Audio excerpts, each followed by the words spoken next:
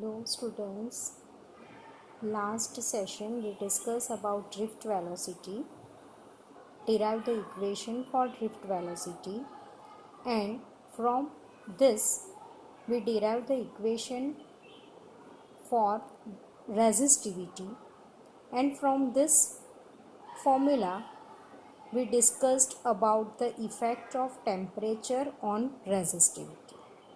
Now in today's session we discussed about mobility.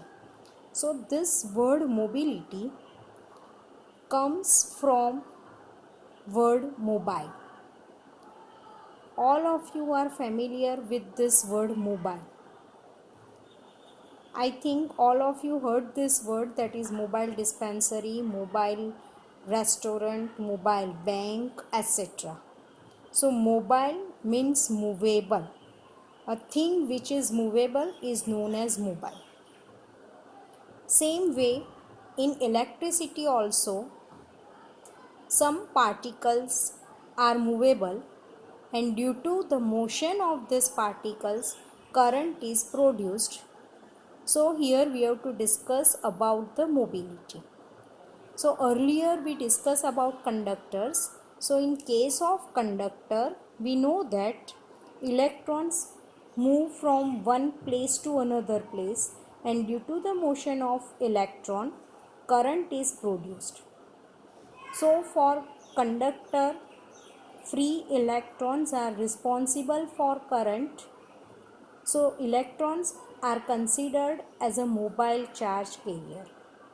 In different materials, mobile charge carriers are different. In case of electrochemical cell,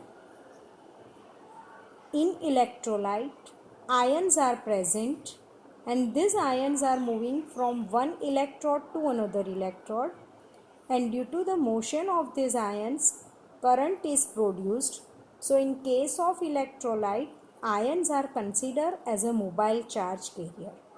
And one another type of conductors, that is called semiconductor. We have to discuss about this semiconductor in chapter number 14. So in case of semiconductor, holes and electrons are considered as a mobile charge carrier. So what is mobility? So definition of mobility is drift velocity per unit electric field is called mobility. Right? What is the definition of mobility?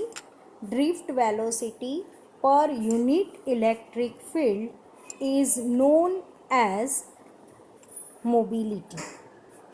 So this is the definition of mobility, and the symbol of mobility is mu. It is noted by mu. So according to formula, I can write the not formula, but according to definition, I can write the formula of mobility, that is mobility mu is equal to drift velocity per unit electric field. So mu can be written as Vd upon E. This is the first formula of mobility according to definition. Now with the help of this formula, I can easily derive the unit of mobility. So we know that unit of drift velocity is meter per second, and unit of electric field is volt per meter. According to second chapter, V is equal to E dot L. So from this we can say that the unit of electric field volt per meter. And according to definition, unit of electric field is Newton per Coulomb.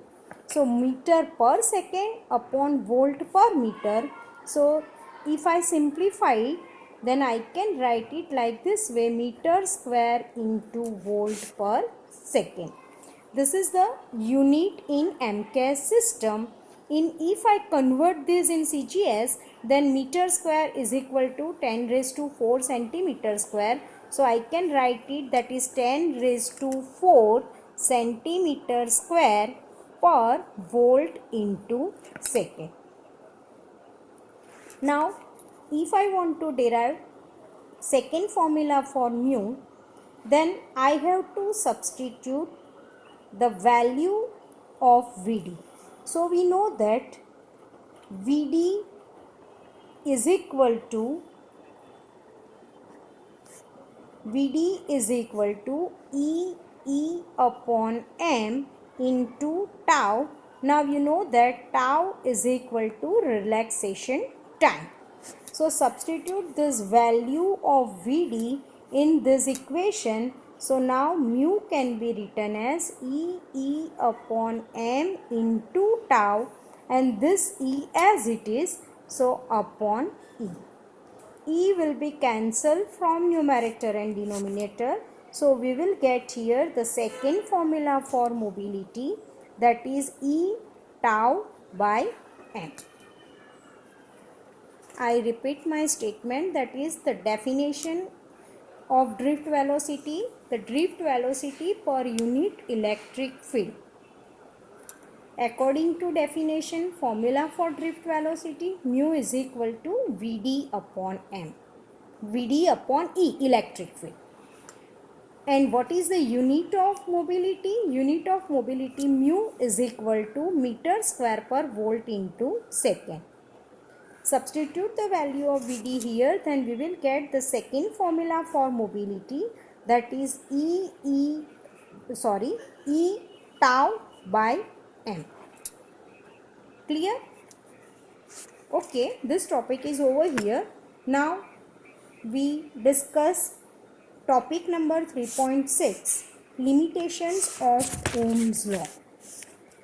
So now limitations of Ohm's law. So before limitation, just I repeat the statement of Ohm's law. That is, what is Ohm's law? Ohm's law is, in particular circumstances, physical circumstances, the ratio of voltage between two terminals of the conductor, between two ends of the conductor, and current passing through it is constant. Or another words, we can say that the mathematical form of Ohm's law can be written as, that is, V is directly proportional to I. So if I draw a graph of V versus I, then this graph is a straight line. But in some cases, V ceases to be proportional to I. Right? What is first limitation? V ceases to be proportional to I. So see, for this you have to study first graph, figure 3.5. So in your book, this graph is shown to you.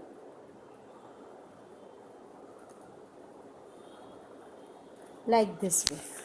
So this dotted line gives you the graph of V versus I according to Ohm's law.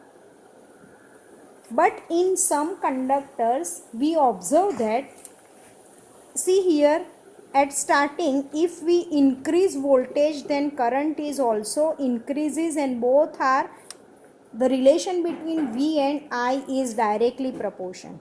But at the higher value of voltage, or at the end, we observe that our circuit does not obey this Ohm's law. That is, V is not directly proportional to I.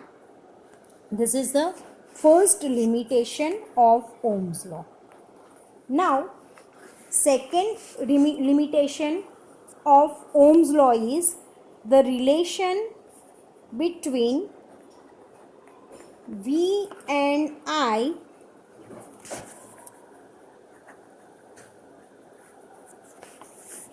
depends on the sign of V. Depends on the sign of V. Now, what is the meaning of this statement? What is the second limitation? the relation between V and I depends on the sign of V. So for this you have to follow figure 3.6. In figure 3.6, graph of V versus I is given.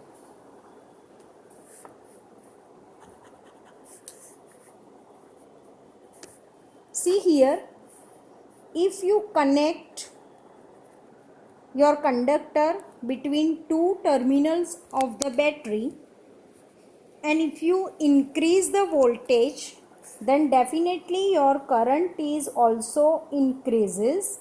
But here you observe that the relation between current and voltage is like this way. It means V, in this case, V is not proportional to I, right? It means our conductor does not obey Ohm's law. V is not proportional to I. Why? How can you say that? Because here your graph of V versus I is not a straight line. It shows that V is not proportional to I. Now, if I change the terminal, it means if I change the terminal, means one terminal which is connected at positive, then connect it with negative, and other terminal which is connected with negative is connected with positive. And if I do same experiment, that is if I increase the V in reverse direction, so we observe that we will not get a same value of current in opposite direction. If we interchange the terminal, then definitely the direction of current is changed. But the value of current is not same, and this phenomena is known as the relation between V and I depends on the sign of V. See, like this way, if at initial stage your current is the order of milliampere, then if you reverse the direction, then your current is the order of microampere. It means the value of I is not same for same value of voltage, right? This is known as the relation between V and I depends on the sign of V. Now, third and last limitation, that is the relation between V and I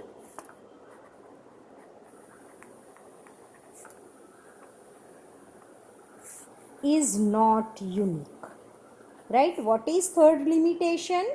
The relation between V and I is not unique. So what is the meaning of this? So to study this